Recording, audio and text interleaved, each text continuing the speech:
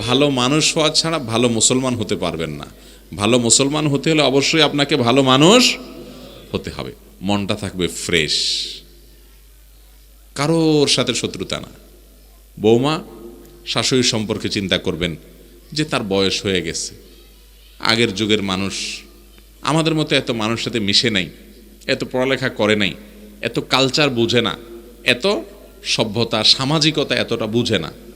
বেচারে আগের যুগের মানুষ ভুলভাল করতেছে, হাসি মুখে দেখেও না দেখার ভান করলাম।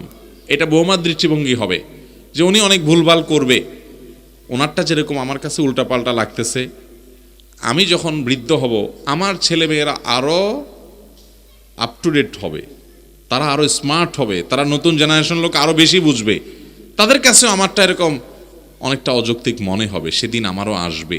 অতএব আমার শাশুড়ি আম্মা তিনি অনেক ভুলভাল করছে, তিনি তার ছেলে